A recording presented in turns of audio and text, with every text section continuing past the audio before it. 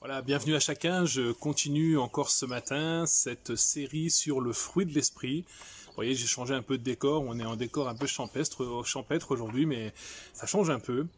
Alors je lis, nous trouvons ce texte dans Galates 5, 22 à 23. Mais le fruit de l'esprit, c'est l'amour, la joie, la paix, la patience, la bonté, la bénignité, la fidélité, la douceur, la tempérance. La loi n'est pas contre ces choses. Un fruit a besoin de temps pour mûrir. Minuscule au départ, il se développe, croît lentement et arrive progressivement à maturité grâce aux éléments nutritifs apportés par la sève et à l'énergie des rayons du soleil.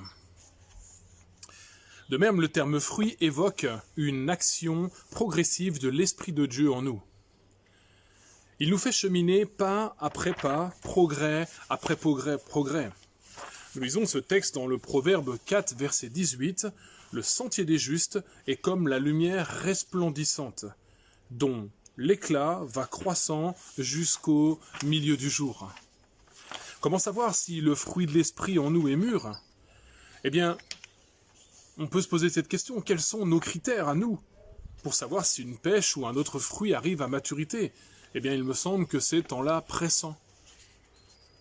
N'est-ce pas les circonstances difficiles de la vie qui mettent le plus en relief le fruit de l'esprit ? Tant que tout va bien, il semble facile d'être chrétien. Le fruit de l'esprit peut donner l'impression qu'il est arrivé à maturité. Lorsque l'épreuve survient, lorsque nous sommes pressés, eh bien nous savons réellement si le fruit de l'esprit est réellement mûr ou pas en nous. Alors je continue aujourd'hui avec la fidélité. La fidélité nous parle d'une ferme et inébranlable loyauté vis-à-vis d'une personne à laquelle on est uni par des liens de promesse, d'engagement, de confiance et d'honnêteté. Nous lisons les paroles de Jésus dans l'évangile de Matthieu, Matthieu 23, verset 23.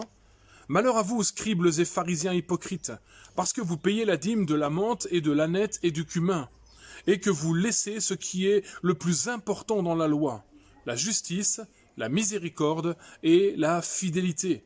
C'est cela qu'il fallait pratiquer sans négliger les autres choses. » On voit ici que Jésus prend les choses très au sérieux, en menaçant les pharisiens, mettant ici la fidélité au même niveau que la justice et la miséricorde en termes d'importance. Dieu est fidèle. Là encore, c'est un trait de son caractère qui nous est transmissible. Nous trouvons nombre d'occurrences qui nous parlent de cette fidélité, et notamment dans les psaumes, où le psalmiste a pu expérimenter cette fidélité à tellement de reprises. Nous lisons au psaume 25, verset 10, « Tous les sentiers de l'Éternel sont miséricorde et fidélité, pour ceux qui gardent son alliance et ses commandements. » Le psalmiste dira encore au psaume 35, verset 6, « Éternel, ta bonté atteint jusqu'aux cieux et ta fidélité jusqu'aux nues. » Je pose cette question ce matin, as-tu expérimenté la fidélité de Dieu pour ta vie ? Si oui, alors glorifie-le et continue à espérer et à te confier en lui. Sinon, alors arrête tout ce que tu fais, mets-toi devant Dieu et demande-lui de se révéler à toi. Implore-le, implore sa grâce et demande-lui pardon pour tes manquements et tes fautes. La fidélité comme fruit de l'esprit, trait de caractère de Christ en nous, nous parle de comment nous devons agir les uns envers les autres. D'abord envers Jésus.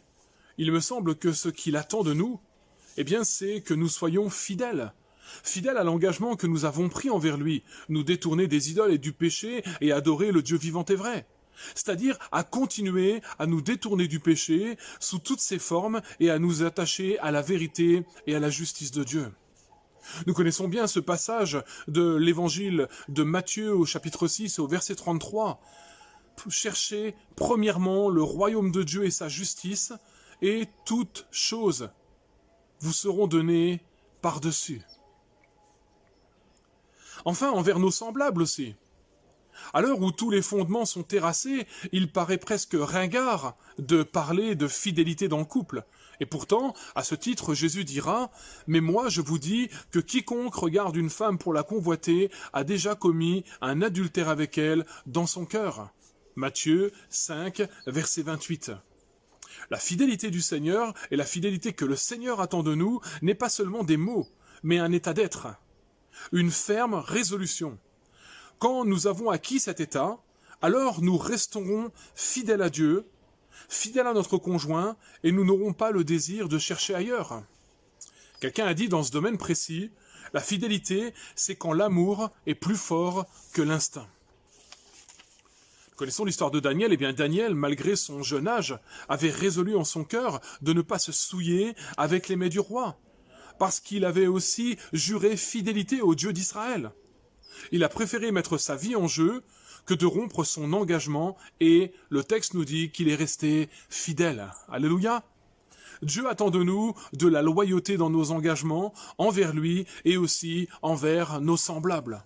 Alors je termine encore avec ce passage du psaume 86, verset 11. « Enseigne-moi tes voies, ô Éternel, je marcherai dans ta fidélité. Dispose mon cœur à la crainte de ton nom. » Voilà, soyez bénis. On se retrouve demain matin.